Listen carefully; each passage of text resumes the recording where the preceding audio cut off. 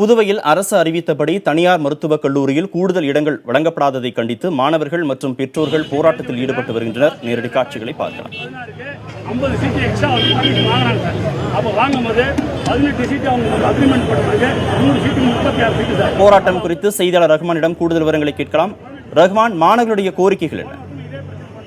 கார்த்திகேயன், புதுச்சேரியில மருத்துவ படிப்பதற்கான இறுதிக்கட்ட கலந்தாய்வு இந்த காலை தொடங்கியது. அதாவது அரசு அறிவித்தபடி, அதாவது இந்த 24 இடங்களுக்கு மட்டுமே கலந்தாய்வு என்று இன்று அறிவித்திருக்கின்றது. ஆனால் அதாவது மேலும் தனியார் மருத்துவக் கல்லூரியில் கூடுதலாக 18 இடங்களை அரசு கேட்டு பெற வேண்டும் என்று தொடர்ந்து இந்த பெற்றோர் சங்கங்கள் போராடி வந்தன.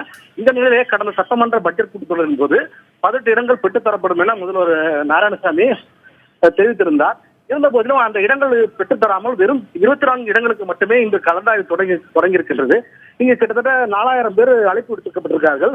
ஆகவே அவர்களுக்கும் இந்த 18 இடங்களை வழங்கிய பின்பே இந்த கலந்தாய்வு தொடங்க வேண்டும் என்ற பெற்றோர்கள் எதிர்ப்பு தெரிவித்து தற்போது அந்த சென்டாக் மையத்துக்கு எதிரே உள்ள கிழக்கு கடற்கரை சாலையில் சாலை மறியலில் ஈடுபட்டு வந்தார்கள்.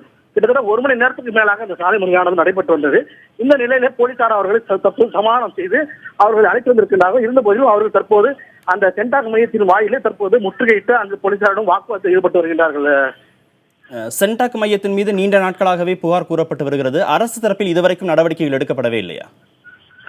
சென்டாக் மையம் என்பது அரசுடைய அமைப்பு தான். சென்டாக் நிர்வாகம் தான். அதாவது அரசுக்கு தேவையான ஒதுக்கீடுகளை தனியார் மருத்துவக் கல்லூரிகளிலிருந்து பெற்று கலந்தாய்வு மூலம் மாணவர்களை சேர்க்கின்றார்கள். ஆகவே இந்த நீண்ட காலமாக, அதாவது அரசு தனியார் மற்றும் பொறியியல் கல்லூரிகளும் மருத்துவக் கல்லூரிகளிலும் 50% இடஒதுக்கீடை பெற்றுத்தர வேண்டும் என்று தொடர்ந்து பெற்றோர் சங்கங்கள் போராடி வந்திருக்கின்றன. இந்த நிலையிலே தற்போது அதாவது இறுதிக்கட்ட கலந்தாய்வு என்பது 18 இடங்கள் கூடுதலாக பெற்றுத்தரப்படும் என்று உறுதியை சட்டசபையில் அறிவித்திருந்தார். ஆகவே அந்த 18 இடங்களை அவர்கள் தரவில்லை. ஆகவே அந்த இடங்கள் கிடைத்தால் மட்டுமே இந்த புதுச்சேரி மாணவர்கள் பயனடைவார்கள் என்ற கோரிக்கையை வலியுறுத்தி இவருடைய போராட்டமானது தற்போது நடைபெற்று வருகின்றது. இந்த 24 இடங்களிலும் சேர்த்து 18 இடங்களுக்கும் அந்த கலந்தாய்வு நடத்தப்பட வேண்டும் என்பதுதான் இவருடைய பிரதான கோரிக்கையாக இருக்கிறது. கார்த்திகேயன், போராட்டத்தில் ஈடுபட்டு வருவோருடன் பேச்சுவார்த்தை நடத்துவதற்கு அரசு அதிகாரிகள் யாராவது வந்திருக்கிறார்களா சம்பவ இடத்திற்கு?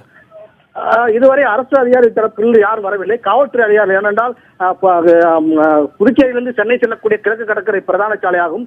இவர்களுடைய மறியல் போராட்டம் காரணமாக கிட்டத்தட்ட 1 மணி நேரம் போக்குவரத்து பாதிக்கப்பட்டது. இதனால் தற்போது போலீசார் அங்கு அவர்களிடம் சமாதானம் பேசி அவருடைய அதிகாரிகளிடம் தங்களிடம் பேசி இது குறித்து உரிய நடவடிக்கை எடுக்கப்படும் என்றும் ஒப்புதல் தெரிவித்ததற்காக இதனைத் தொடர்ந்து அவர்கள் அந்த பகுதியிலிருந்து, அதாவது கிழக்கு கடற்கரை சாலையிலிருந்து புறப்பட்டு தற்போது அந்த சென்டாக் மைய வாசலில் அவர்கள் நின்று கொண்டிருக்கிறார்கள். தொடர்ந்து காவல்துறை அதிகாரிகள் மட்டுமே அவர்களுடன் சமாதான பேச்சுவார்த்தை நடத்தி வருகின்றார்கள். அரசு தரப்பிலிருந்து அவர்களுக்கான எந்தவித உத்தரவாதமும் இதுவரை தரவில்லை. அரசு அதிகாரிகளும் இதுவரை பேச்சுவார்த்தைக்கு வரவில்லை. கார்த்திகேயன், கூடுதல் விவரங்களுக்கு மீண்டும் உங்களை தொடர்பு கொள்கிறோம். ரகுமான்.